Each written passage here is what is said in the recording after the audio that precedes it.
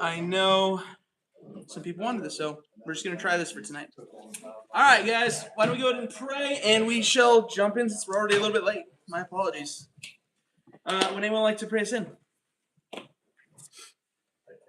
Go ahead, Gavin. You got this.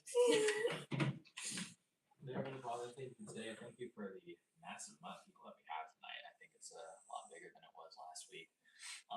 I thank you for the lesson that Carlos has for us, and I pray that we will be able to take something away from it, if not everything that he has to give us. Amen. Amen. All right, guys, we're going to be opening up back to Hebrews chapter 11. So we're just going to be slowly walking our way through Hebrews chapter 11. There we go. And we're going to be picking up in verse 5 today. So we turn there, I'm going to give a little recap. Last week, when we read through the beginning, we discussed Hebrews 11's definition of faith, right? In the first verse, it gave it to us. It says that faith is confidence in what we hope for and the assurance about things that we do not see. Really awesome definition. And we dug into what that actually means, right? We talked about what those two portions can mean for us.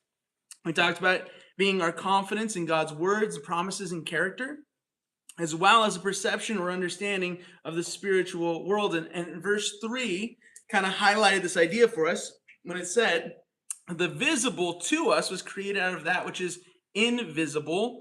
And it points towards a spiritual truth, and that some things are not measurable for us, perceivable naturally, or acted upon by the natural world, right? And it talks about creation for us, and we talked about how everything kind of began, how for all of us, whether we consider ourselves atheistic or devout Christian, Catholic, whatever, when we look at, hey, where did the universe begin at? If you don't have faith and you can't say, well, God created it, we don't really have a good explanation for its beginning, right? And the Bible says, well, it's because that which was visible came from that which is not visible, not natural, not easily explained away by nature for us, right?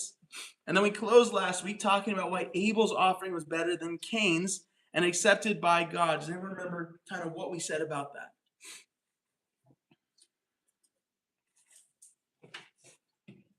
Go ahead, Gav. We were talking about, firstly, it's Genesis 4, but we were speaking about how Cain and Abel both gave an offering, but Cain's heart wasn't exactly in it, and along with, plethora of other little reasons that all came to say that Cain's offering simply didn't mean as much to God, but from God's side and from Cain's side. Yeah, we talked about how what was offered by Cain was some of what he had versus what Abel brought was the very best of what he had, right? It was the best parts of the firstborn he brought with reverence to God during that relationship versus Cain, who kind of brought maybe out of obligation, right? And so we saw that, hey, by faith, that offering was better. And now we pick up into verse 5. Does someone want to read that tonight?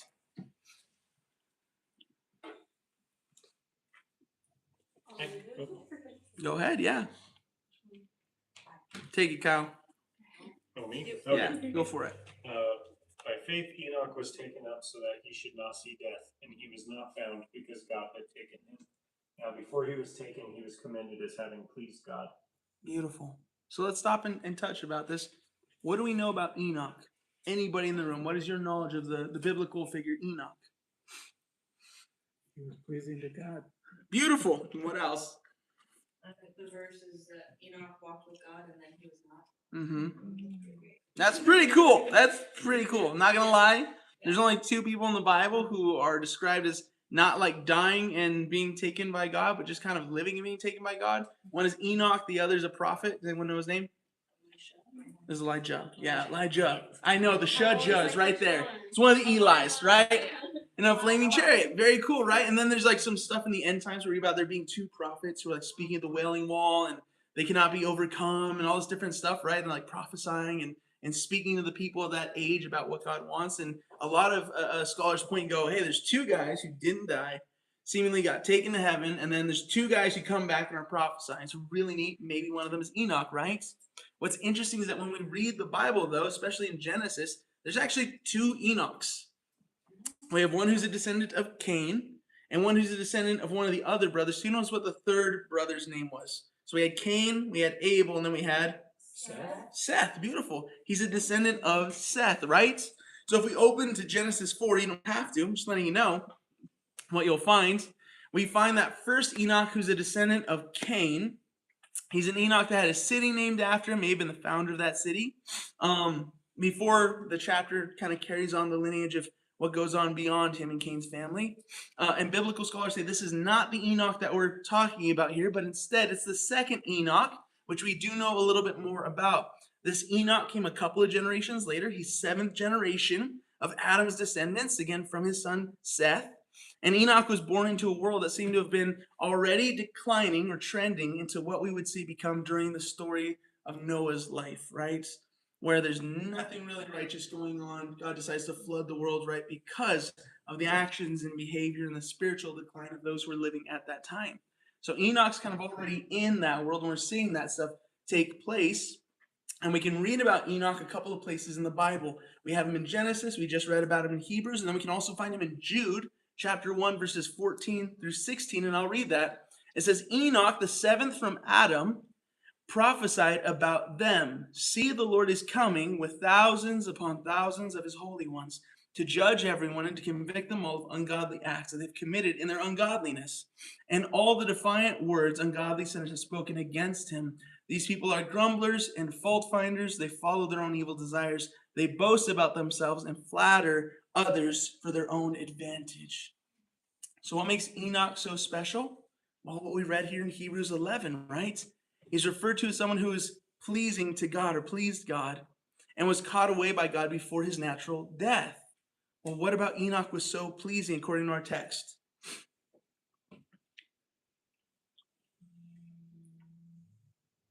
What's the second word of verse 5? Faith. What's the theme of this chapter? Faith. Enoch has very little written about him in the Bible beyond the facts that he had a beautiful faith in God and that his actions fell in line with that faith. In fact, Enoch is a special honor, again, of being kind of used as one of the ends of the spectrum of faith here in this chapter.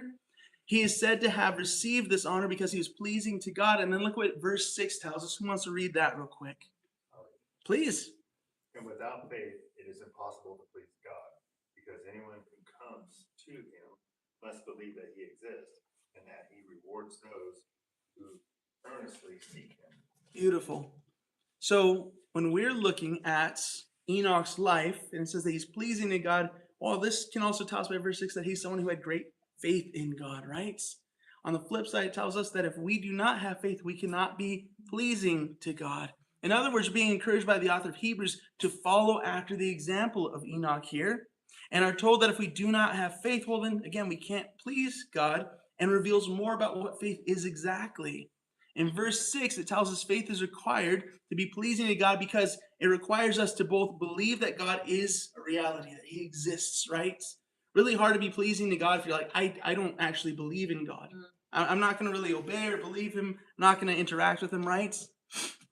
But not only that, what does it say in the second half? We have to believe that he exists and that he rewards those who earnestly seek after him, right? What was Enoch's reward for? Well, probably having a faith that caused him to earnestly seek after God. In other words, we're being given a very powerful reminder that faith is central in our relationship with God because it's the very foundation upon which we build the rest of our relationship with him, right? I would never want to worship a God that I think is fictional. Why? Worship is costly. Worship is not just musical, it's not just singing. What are other forms of worship you guys can think of? Tithing. Tithing, sure, that's financial. Time, sure, maybe you're serving in a ministry or you're serving others around you. That takes time. Time is money, as they say, right? Both are expensive to us. Maybe one other example. Standards, sure, the way you live your life, right? That's an act of obedience to say, I do or don't do certain things out of reverence for God. So all those things are costly. I wouldn't do that for no reason. I wouldn't go, I'm going to make this person up and then I'm going to live my life in a more difficult way or sacrifice my time or my money for no reason, right? If we want to have a relationship with God, well, we have to believe that he's more than a fictional character. And in addition to that, I probably won't sacrifice or obey God, even if he is real, if I don't think that he loves me or that he's going to reward me for listening to him, right? One of the things we see in the world constantly is people refusing to obey God because they go, if God is going to be so vindictive to me, I'd rather be in hell than heaven. I'd rather be further away from him, right? Because that relationship and what they think of him is that God is this big, angry dude in the sky who's just waiting to squish anyone who gets in his way, right? Maybe he's going to strike you dead for no reason at all, just because no one can hold him in check. If that truly is who God is, I don't want to serve him, no matter how real he is, right? But according to our text, for us, our faith should inform the fact that not only is he real, but he's a rewarder of those who do obey him and that he loves us. This is also truly significant in meaning for another reason. For those in the world around us, there's a commonly asked question that gets asked to Christians. Can someone who is simply a good person be saved? Can just the nicest person you've ever met just go to heaven because, well, they meant well and they're a really good person and they help others? Why not, according to this text? Faith. Faith is required, right? We can't just ignorantly believe that we're just going to do all the right things and while they're a really kind or nice person. For us to be pleasing to God, acceptable God, we must have faith. Thank you very much, Kenny. So through the lens of Enoch's life, what we're looking at here, we can learn that our journey with God begins with faith. That our pleasingness, the actions that we take, should be stemming from our faith, and that our faith must dive deeper than simply knowing God exists, but also reveal to us who he is and who his character is in our lives, right? My faith should inform my service to God. That as we move ahead in this book, we fast forward about 100 years, we have another hero in the faith. Someone that we already briefly mentioned. He built an ark. His name is Noah. Beautiful. Who wants to read verse 7? I will. Go ahead. By faith, Noah, when he was warned about things not yet seen, with reverent regard, constructed an ark for the deliverance of his family. Through faith, he condemned the world and became an heir of the righteousness that comes by faith. Beautiful. When we read about the story of Noah, we should realize a couple of things that are pointed out here in our text. When God told Noah that a flood was coming, he said more than a few crazy things to him. God said that he would flood the earth, that through this flood, humanity would be reduced to simply Noah's family, that this was due to the sin of humanity, told him that because of this, he had to go build a giant ark, giant boats, that would have taken somewhere between 50 and 120 years to build, as well as a huge amount of resources and probably money. Many point out that he probably didn't build this by himself, okay? There's probably some manpower involved. You got to employ people to do this. Not only that, but he would have to do it with the expectation that every kind of animal would appear and join him on the ark as well of their own free volition. There's no instructions to go out and wrangle these animals or put out bait and traps, right? If we're reading Genesis 7, a couple of things are also reminded to us. Number one, not every kind of animal is limited to one pair. Most of the time when we think about Noah's Ark, well, the animals went on 2 by 2, right? There are actually some animals that go on in larger numbers. Some animals go on in 7 pairs. So there's more than just 2 of every animal. It's a minimum of 2. Those that were brought in were clean animals. The 2 by 2 were only the unclean ones, and birds also had more than 1 pair. There were 7 of them. That's a lot of animals, right? Again, there's no way for you to catch them. And you're believing as you're doing all this, building all these stalls and stables and all these roosts and everything like that, that somehow God's just going to bring them to you. And that's not even probably the hardest part of the story to fathom. Not only all of this, but biblically, we're not even sure Noah built a way to close the door of the ark. When we read about it, it says that God shut Noah in the ark, right? So there's no like pulley system with a giant rope. A lot of people point out that that would have been a very difficult thing to manage, try to close this giant bay door that would have allowed these animals in, right? Not only that, but perhaps more unbelievably, something we still struggle with today, the idea that the entire world would flood. Does anyone know why that may be something that's not quite feasible scientifically right now, or why that'd be a struggle to believe? Yeah. Well, because you would think that, a worldwide flood that happened, say if you're young Earth, creationist, and you believe that the Earth was made just several thousands of years ago, you would think that the entire world being covered by water would have a much more profound impact than it seems to have had, as well as also where did all that water come from? Because it's clear that if the whole world was covered, where did the water go? Because it's obviously not there anymore. So scientifically speaking, in the most doomsday possibility, all the ice on the planet melts, all the rain falls from the sky. It would raise the water level by 95 feet is the estimate. That is not enough to do what the Bible describes in flooding all the mountaintops and everything like that and leaving no dry ground, like the Bible tells us, okay? So one of the big hurdles for a lot of people is, well, there's not enough water on the face of the earth to do this, right?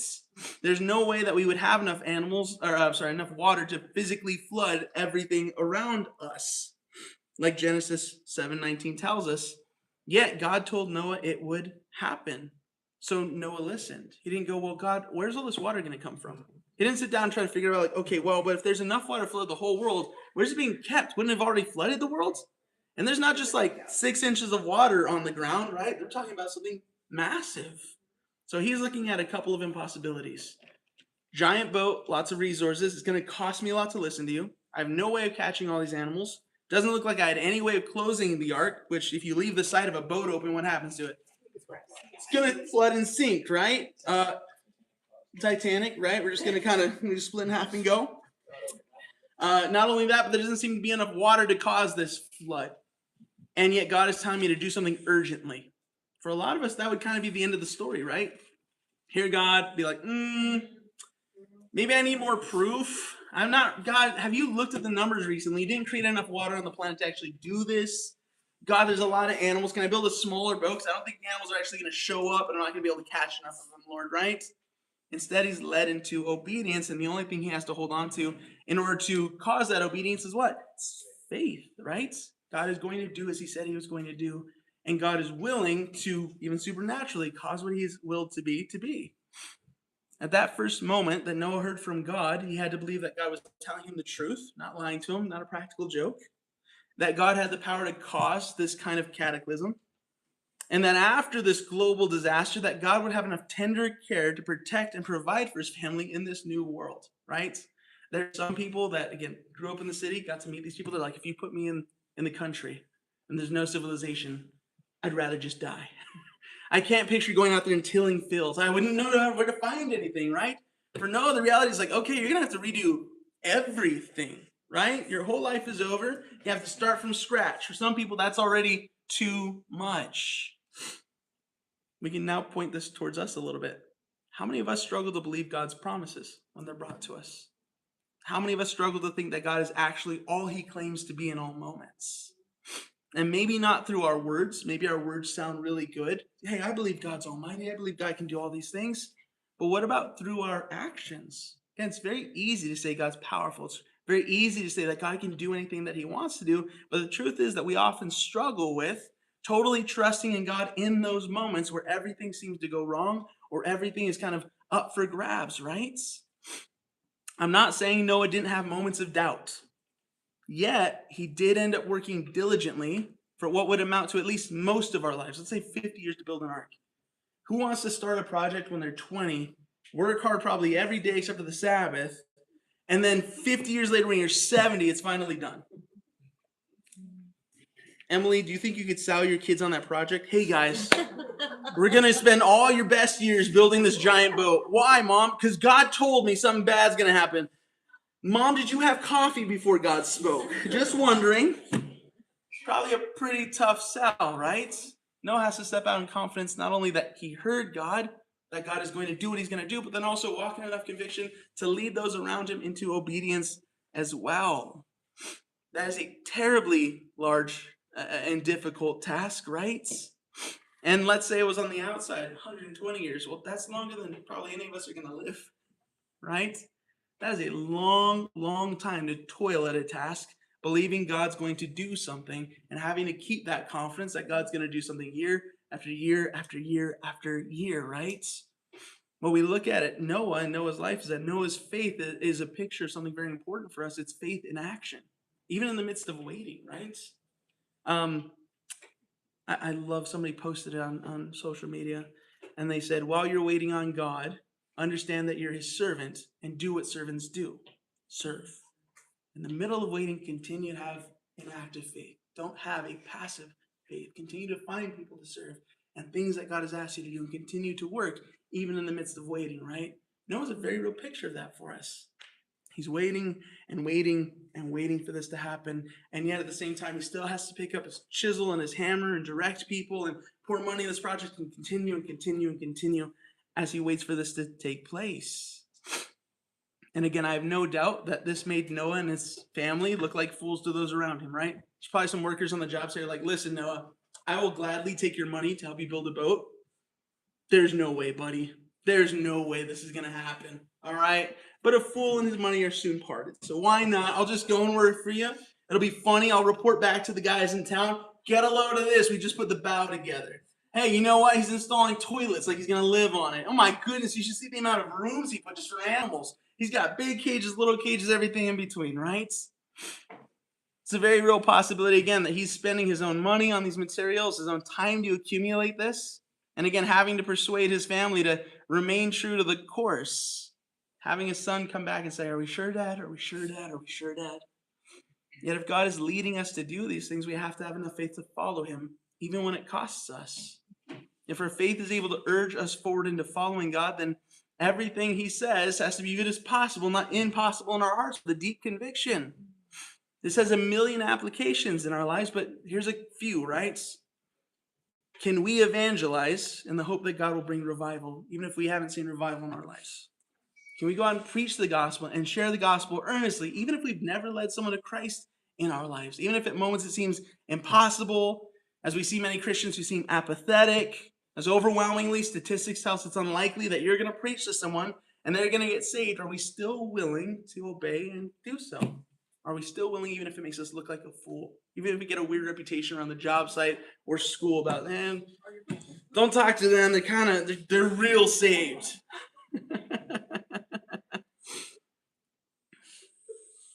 At the end of verse 7, Hebrews tells us that Noah's faith also condemned the world around him.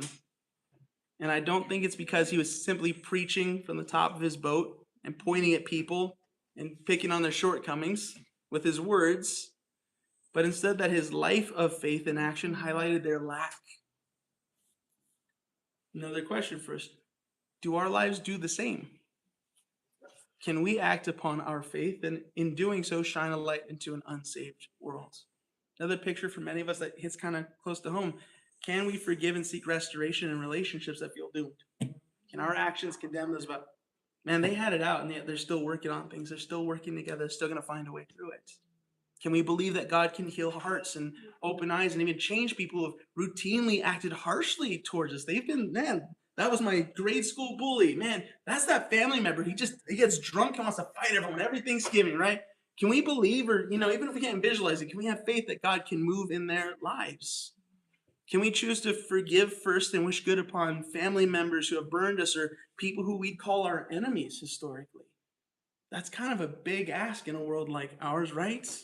And yet, you know what? Even if the other person doesn't reciprocate, taking that step is a wonderful show that there's something different going on in your life, that your faith means something past what is convenient. How many of us want to admit that that might be challenging at times? I'm a grudgy person. I'm a person who's like, I remember when I was 12 and da-da-da. Doesn't help. Doesn't make life any better, right? I'll also say this, it's challenging because as we look at Hebrews 11, at the pictures of faith, we got Abel and his faith, and we got Enoch and his super cool faith, and Noah and his super cool faith. How does it make us feel? Inadequate, inferior, what? Puny, right? Well, yeah, of course they did it. That's the Abel. That's the Noah. That's that Enoch guy we only have like 3 portions of scripture about, but he got taken to heaven RSVP'd, right? Amazon second day shipped over here. Well, I'm still sitting here waiting, right? Exactly, it's amazing, right? Chariot of fire to heaven sounds good to me. We can look at these guys and go, well, of course they're heroes of the faith. What chance do I have? My faith is not perfect like their faith. My faith wavers unlike their faith. Let's read a little further ahead and see who else we have here. In verse 8, someone want to read that? I'll try to read it on my glasses. By faith, Abraham, when called to go to a place he would later receive as his inheritance, obeyed and went, even though he did not know where he was going. See? Beautiful. By faith, Abraham, when called to go to a place he would later receive as his inheritance, obeyed and went, even though he did not know where he was going. All right, well, Abraham, why is he important? I have in my notes, do we know anything beyond he had many sons had Father Abraham? What else? He had a temper? Yeah, that was him, right? Moses definitely had a temper. I'm not gonna say Abraham didn't. Moses is the one who's always like chewing people out, smacking rocks and stuff. Yes, go ahead. I feel like when it came to his son, he originally had a lack of faith. That's true. Yeah. So But there's then a he lot had- of potential for growth in that guy. Tremendous faith in thinking that he was his son. Mm-hmm. Yeah. Yeah. Isaac gets taken up there, and he's like, yeah. That's some faith. Sorry, That's a bro. different level of faith, right? Yeah. He also like had to wait a freakishly long time. Mhm. For It's true. promises, you know, like we went a long time without having a son, Mhm. and then also that whole process of being like, how Very, do I very true. continue this line? Yeah. I kill him. Yeah, it's kind of hard to see. Yeah. Yeah, absolutely. How about later on in Bible history? He's known as one of the patriarchs, right? When Israel identifies themselves, they identify themselves as the patriarchs of Abraham and Isaac and Jacob, right? These are the big dogs. These are the guys who they started it all, right? Abraham is the father of what would later become the nation of Israel, right? He's the great, great, great, great, all the way up the line. He's kind of that starting point for where we recognize the beginning of Israel to have taken place, right? Specifically in the Old Testament, which means, hey, he's in the lineage of Christ and every other important king or prophet or person we read about, right? When God made him this promise, it was not just that he'd have a so-so family, but that this would go on to be something massive, and they would be called God's people, right? Specifically during the Old Testament. And when we read this, what it tells us is, hey, okay, by faith Abraham went, he received an inheritance, he was brave. Amazing, right? But like Gavin said, if we read about what actually took place, there's more details here. If you go to Genesis chapter 12, we see the commissioning of Abraham, who's not even Abraham yet, he's still Abram.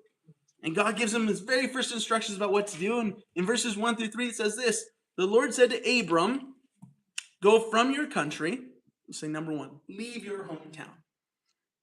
2, your people, your father's house, and your father's household to land I will show you. Leave your hometown, leave your people and your family. Go out alone. Verse 2, I will make you a great nation, into a great nation, and I will bless you. I will make your name great, and you will be blessed. Verse 3, I will bless those who bless you, and whoever curses you, I will curse, and all peoples on earth will be blessed through you. Interestingly enough, we're going to talk about some of this on Sunday, so keep that tucked away. God gives Abraham 2 big instructions: leave home, leave your family. Leave home, leave your family. Went to a church service Sunday where they had everyone like say a memory verse, right? Like they practiced it throughout the service. It was really cool. I'm just going to be really cheesy. Can we say those 2 instructions? Leave home, leave your family. Beautiful. Super cheesy. I'm sorry. We're going a little Sunday morning here. Easy enough. So what does he do? Genesis 12 verse 4, first half says, so Abram went. Good job, Abram. As the Lord told him. Good job, Abram. And Lot went with him. That's his nephew. What were the 2 instructions? Leave home, leave family. He leaves home, takes family. Well, was he supposed to like leave his wife too, or like? No, just his kinsmen. So again, kind of the family, the extended family. Yeah, and he takes his nephew. It's obviously not what he was supposed to do, right? Were these instructions too vague, right? Did he listen to the instructions of God? Kinda. This is about 50% correct. And later this would have an effect. Yet as we read about Abraham, God doesn't invoke or scold his shortcomings here in Hebrews. He magnifies Abraham's faith, right? What an interesting choice by Hebrews. Doesn't bring up, hey, through his faith and a lot of trying, eventually he was kind of faithful. It praises the faith that he had, right? He celebrates the faith of Abraham in Hebrews because that faith did lead him out of his homeland into a land that would go on to be the promised land in the Old Testament to Israel. And this will be kind of a theme as we read about Abraham and continue his story. In Hebrews 11, verses 9 through 10, it says this: by faith he made his home in the promised land like a stranger in a foreign country. Quite the description. He lived in tents, as did Isaac his son, and Jacob, the next generation, who were heirs with him of the same promise. Verse 10, for he was looking forward to the city with foundations, whose architect and builder is God. just told us that he left his hometown, settled in a place in a tent. Tent is not a permanent house. It is a moving structure, right? None of us thinks, where do I want to live for the rest of my life? A tent. And sure, this was a big grand tent, but at the same time, this was not a permanent residence. And it's not that they lacked it, it's not that they were too primitive for it, but he was ready to move and God called him. And he believed one day there would be a city there that God would build up just as he promised through these generations. But look what it tells us. These next 3 generations, Abraham, Isaac, and Jacob, all lived in the same way, didn't they? They all lived in tents. Even though they embraced this promise, they would have to continue living their whole lives, some of these guys, with nothing more than expectation. They would never actually get to lay hold of the thing that was promised to them. The life Abraham and his son and his grandson would live would not be one of maximum luxury. They lived lives, again, in tents, not permanent structures, not palaces. They lived a harder life than they had they just stayed home, in the belief that God had promised them the blessing of growing into a great people who would need a land of their own. They did this out of hope that what they took on in hardships would be rewarded one day, in the belief that God would make good on his word. Following God does not often leave us into a life of maximum ease biblically. When Christians say, I got saved because I want to be happy, you made the wrong choice. I want to be saved because Christians they always seem like they just got it good. Wrong choice. Like you said, standards, all these different things, they get in the way of happiness sometimes, right? I really want to be mean to that cashier who's just kind of not giving me the time of day. So there's other drivers on the street, you're driving 20 below speed limit right now. Yes, it's snowing. There's no ice on the ground. What are we doing right now? I was one of those early on when we moved here. But that being said, it's really limiting. It's not very comforting when we go, I want to do what God wants me to do, not what I want to do. And we should realize that there will even be times when we accept and even pursue hardships in our lives in order to follow the path God has set for us. We look and go, there's an easy road and a hard road. And God's made it clear I got to go through the hard road. Sorry, I'm going to veer out of the easy lane over the bumpier terrain, right?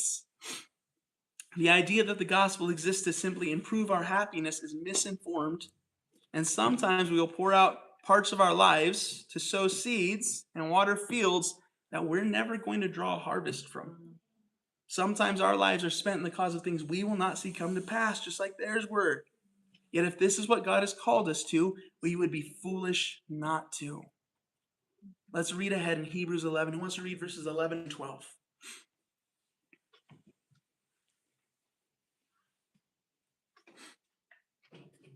All right, I got it.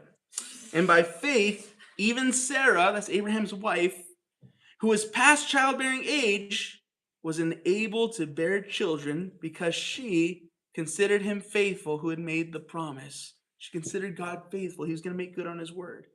Verse 12. And so from this one man, and he as good as dead, great quotation in there, from this one man, Abraham, and he was old, came to say, yeah, that's a bad characterization. Came descendants as numerous as the stars in the sky and as countless as the sands on the seashore. All right, who can tell me the part of Sarah's story that left out here? Yeah, it was Sarah's faith and obedience perfect. Mm-hmm. So let's address the elephant in the room here. Isaac was the firstborn of Sarah and would become part of that chain of that great nation. But Isaac wasn't the firstborn of Abraham, was he? Hebrews praises Sarah's great faith and the child it resulted in. But how from Isaac God grew a great nation, yet Sarah's faith wasn't perfect either. At first, God made a promise to Abraham and said, you're going to be this great nation, that he'd be blessed with a son to carry on his line. And yet Sarah looked at herself and went, I have never been able to naturally have children. I don't know why that would change. So she says, well, why don't you go sleep with my slave, my handmaiden, my Egyptian slave, and through her we'll have a child, and be kind of the adopted child, and then we'll just kind of make it work more in the natural sense, right? This was not the instructions of God, and yet her faith in God that he could actually do it through her kind of faltered. So she said, let's go with this option. Not only this, but when given the opportunity to stand firm and encourage his wife, Abraham go, no, that's not what God told me. Abraham seems to falter as well and accepts Sarah's offer. And after Abraham fathers a son named Ishmael, God would send 3 angels far later on to go visit Abraham and Sarah on their way to Sodom and Gomorrah in Genesis 18. In Genesis 18, verses 10 through 15, we read this. Then one of them said, I will surely return to you about this time next year, and Sarah, your wife, will have a son. Great news. Hey, how many of us would like to know a timetable by which God's going to complete his promises? Right, Emily? 3,000 cattle next year. Everything's good. Not only that, 8 months and good sales prices. You're like, I got the time. I got what's going on. Life's good. Tim, it's going to be a bumper crop. No grasshoppers this year. Everything's going to be booming. And I'll see in 8 months when you're collecting the check. Awesome. I am so glad that God smiled down upon me in this way, right? Carlos, next Easter, 1,000 people. 2 new buildings. Oh my. And in 8 months, oh, praise God. Sarah gets that. Sarah's being told, hey, and Abraham, this time next year, a son. Oh. Now Sarah was listening from the entrance of their tents, which was behind them. Behind him, it says, and in verse 11, Abraham and Sarah were already very old. That makes it very abundantly clear. And Sarah was past the age of childbearing. Awesome. Verse 12, so Sarah laughed to herself, as Hannah said, and she thought, after I am worn out, and my Lord or my husband is old, will I now have this pleasure? She's being incredulous. And the Lord said to Abraham, why did Sarah laugh and say, will I really have a child now that I am old? That's a terrible thing to be caught. There's no way that's going to happen. And then the angel's like, Verse 14, they ask this, is there anything too hard for the Lord? What are they requesting out of Sarah? Faith. Let's be honest, in our own lives too, right? There's a song, and I love it. It's called What Do I Know of Holy? And it says, I think I made God too small, right? That we put these limiters on God. Sarah's struggling with something very natural. She's going, I'm old. There's no way I can do it. Therefore, there's no way God can do it. As if God's sufficiency isn't greater than our own. So they ask, is anything too hard for God? I will return to you at the appointed time next year, and Sarah will have a son. Verse 15, Sarah was afraid, so she lied and said, I did not laugh. But he said, yes, you did laugh. Yeah. Awesome. Yeah, great. Even after all this, even after the angels made this promise, Sarah still struggled to have faith in that moment and gets called out for it, right? Yet again, when we go back to the book of Hebrews, this shortcoming is not pointed out, and it's not the point of the text. And I'd like to raise an idea for us. Let me ask you a question. Have you ever met a really excellent, well-mannered, high-achieving young person that you're just like, that's a good one, all right? Maybe society's toast in general, but that was a classic. God did a great job with that one, right? It's wonderful to see someone who gives you hope in future generations, right? Let's say we met an excellently polite child. Would you be shocked if their parent went over and said, well, sometimes they get a little extra tired, they melt down a little, and they cry? Would you be like, oh, no, but they're such a well-behaved 6-year-old. No, but the 8-year-old has it all together. He's saving money. No, but the 10-year-old, he's working on the family farm. Surely he's just an adult and he's perfect in all ways, right? No, of course you wouldn't be shocked with like, yeah, he's got an attitude sometimes. Yeah, he's a little headstrong. Yeah, he's a little whiny sometimes. He complains a lot. He disrespected his mother this morning. He's not that great. None of us would be shocked by that, right? We'd be like, well, of course. Of course, all children are going to have a little bit of a mental breakdown when they're extremely fatigued. Yet we would still applaud their parents who are raising that child because we understand every child will struggle with attitudes and controlling their emotions. Many of us still do, right? And yet not every child has it in their wheelhouse to be able to act politely or handle themselves in moments maturely, right? The outstanding part of their character does not mean that we think that they don't struggle, but while every child will struggle, not every child has these moments of obedient success. So even though we know they're going to fail, even though we know they're going to struggle, the thing that stands out is that they are actually also going to succeed, and many people don't. Let me give another example. If you met an investor, stock market investing, right? And 5 out of 10 times when he invested in a company, he tripled his money. Great margins, awesome, right? He does it year after year after year. and he only marginally lost money the other 5 times, would you look at that person and consider them an unsafe 50-50 bet? Would you be like, well, this is just as risky as blindly throwing my money in the stock market because half the time he's got it, but half the time he doesn't? Or would you say, hey, he repeatedly finds successes. So yeah, even though it doesn't all work out, he seems to know something the rest of us don't. He marginally loses, meaning yeah, he loses a little bit of money, but when he hits big.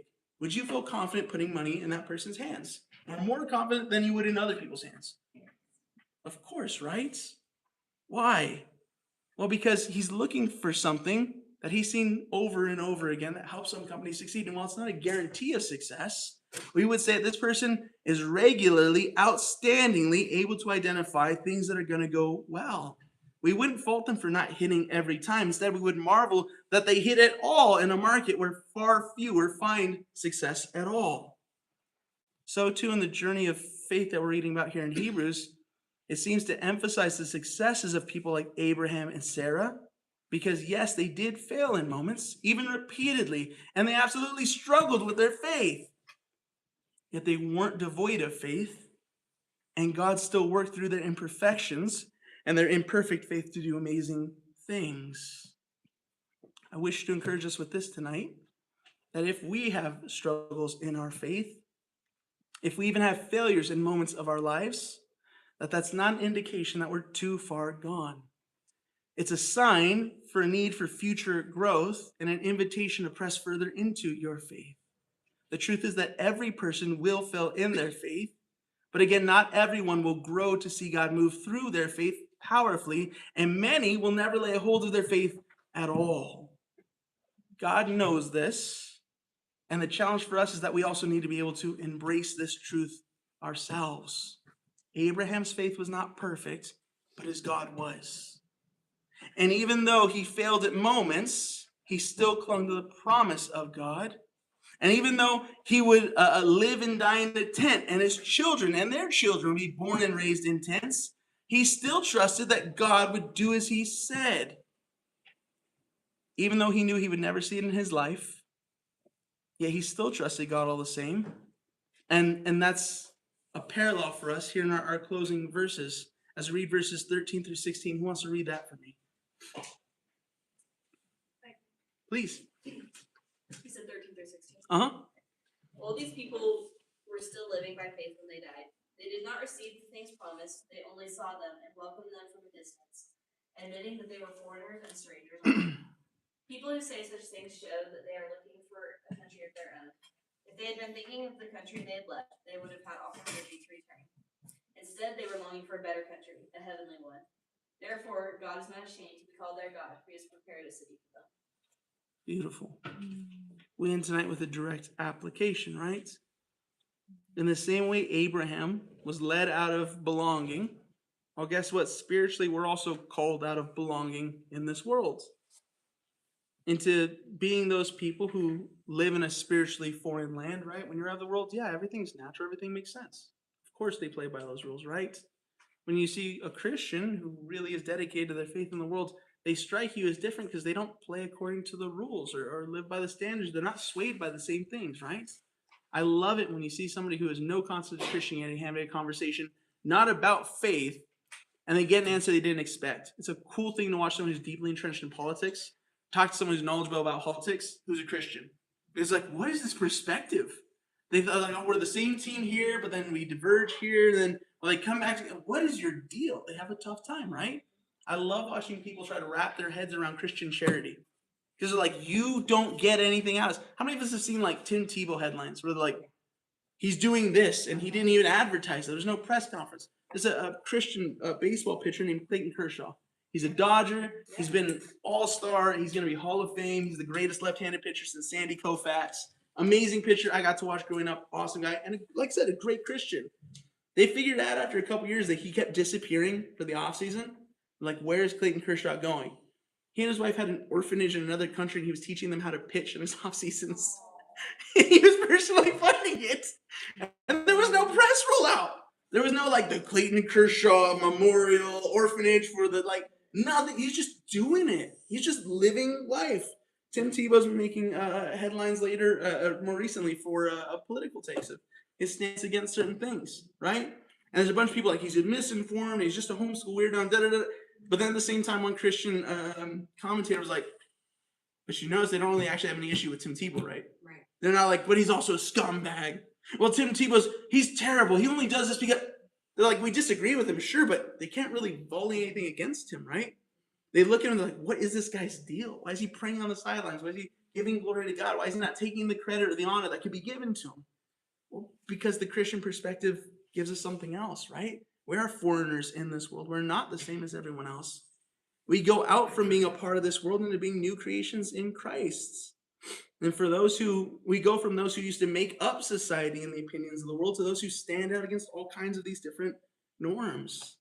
Abraham clung to a hope in God's promise in the future, and we are meant to do the same thing as we walk through our lives in obedience, knowing that God will one day call us into our promised home, right? And then he will reward our willingness to trust him. This kind of faith is a saving faith. It is a confidence in what we hope for and an assurance of what we do not yet see, like we read in verse 1. And I love the closing line here in verse 16. It says, instead they were longing for a better country, a heavenly one. Therefore, God is not ashamed to be called their God. What a line. We just read about Abraham and Sarah's lives, right? Would you want Abraham to be your brand ambassador? Probably not, right? He's got some pretty public scandals going on. He's kind of, I don't know, the first thing out the gates, he took his nephew with him, right? For like selling Gatorade, you want the best basketball player, right? You're selling a product, you want the best rodeo rider or football player, because, you know, definitely that's the person everyone's going to look at and be like, that's who I want to be like.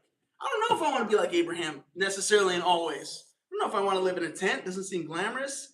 I don't know if dying in the desert seems like the thing I want to do. Like, oh yeah, that's definitely the luxurious lifestyle I want, right? When I look at all of his life choices, I'm like, I don't know if I want all those life choices. And yet God looks at him in a completely different way. He says he's not ashamed. Why? Why is he not ashamed to be called their God? Because they acted on their faith. They're living in their faith. They were longing for something that was promised and obeying through a lifestyle that said, I'm going to be willing to do what God asks me to do, with the full knowledge that I may not get the reward I want now, but I believe that God's going to do it anyways. That is a crazy faith, isn't it?